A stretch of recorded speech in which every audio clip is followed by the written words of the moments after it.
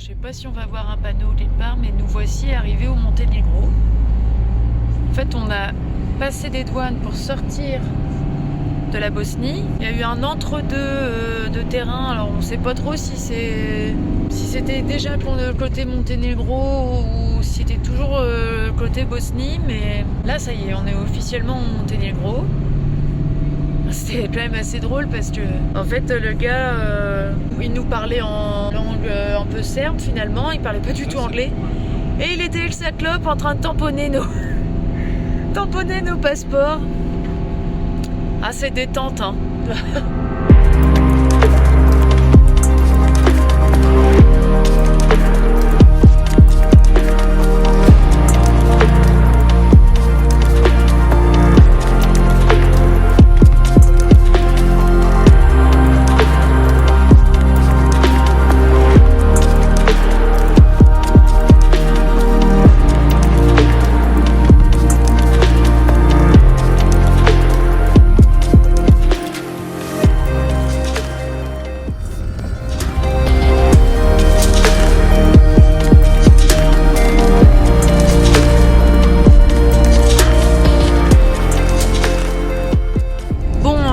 L'endroit où on était, parce qu'en fait on pensait qu'il y avait un espace un peu type pas asphalté non plus, mais de la caillasse quoi, un peu plate. En fait c'est plutôt une étendue d'herbe, donc c'est cool, l'endroit avait l'air sympa, mais le problème c'est qu'ils annoncent vraiment de la pluie, beaucoup de pluie, et on s'est dit que c'était peut-être pas une bonne idée de rester là parce que fallait peut-être pas qu'on s'enlise quand même. Donc du coup, Alexis a trouvé un autre endroit qui a l'air sympa, auprès d'un monastère, et l'environnement a l'air d'être vraiment bien. À mon avis, on va arriver de nuit, mais au moins, on va être dans un endroit un peu safe et un peu abrité. Et en plus, apparemment, il y a des toilettes. Et ça fait plaisir.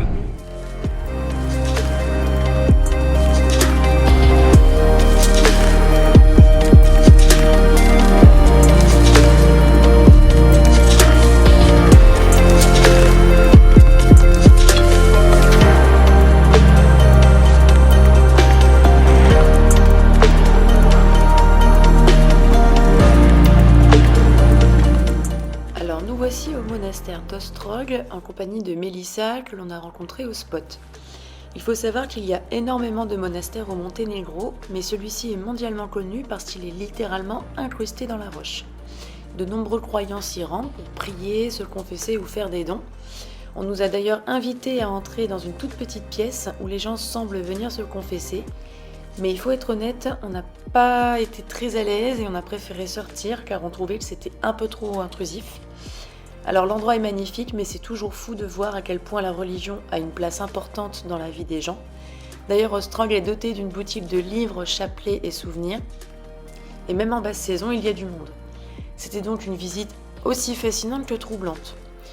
On est resté quelques jours sur le spot en bas du monastère avec Mélissa et son chien Sirius. Et d'ailleurs, ça nous ferait bien plaisir de les revoir un jour.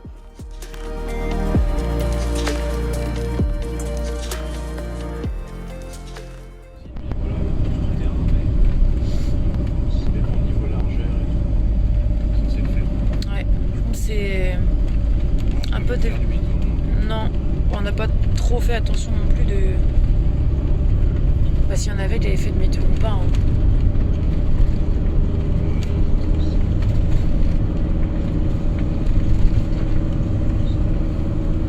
La route est un peu déformée quand même. Hein. Ouais, c'est pour ça que je pense plus vite.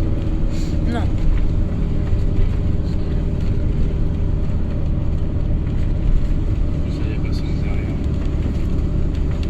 Tant mieux. Ah, tu vois, ils mettent bien, c'est déformé et tout là. Ouais, mais si les mettent là, c'est possible devant ça. C'est pire. Ah.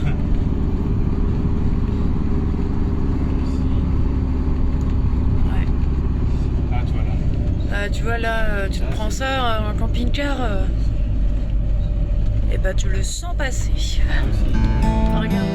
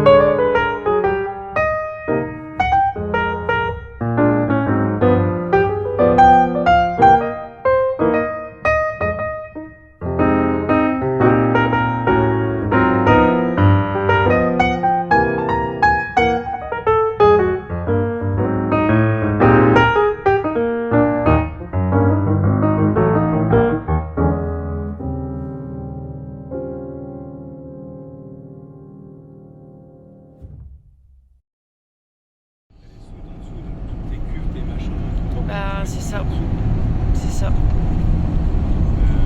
Mais le bus, je suis pas sûr.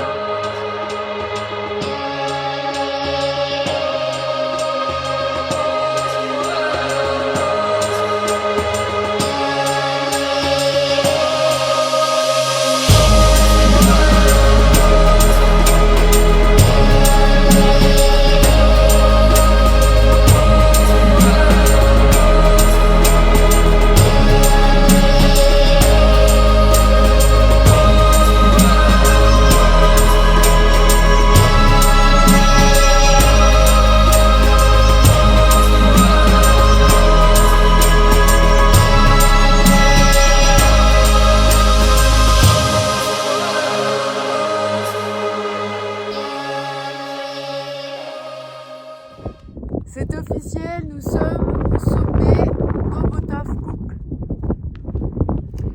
2800 mètres d'altitude. Bon, le début était super facile, mais après pour grimper quand même, on en a bien bavé. Mais la vue, je sais pas si on se rend bien compte, mais c'est incroyable.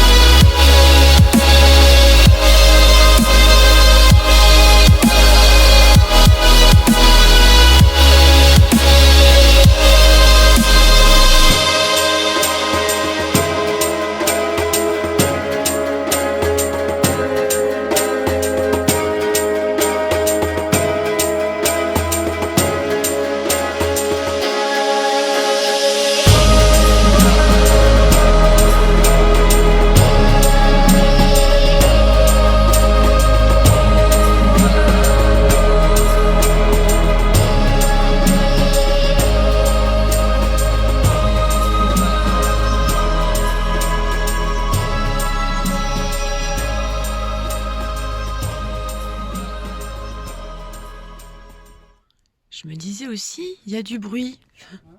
Ben oui. Ouais.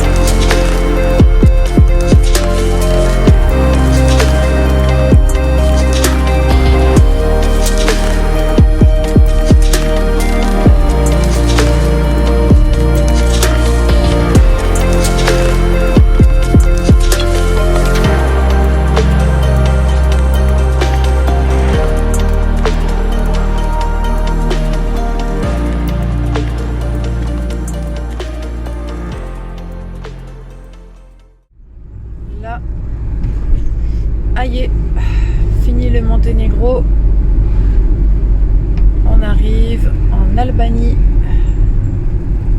Il va falloir montrer les petits passeports. C'est parti.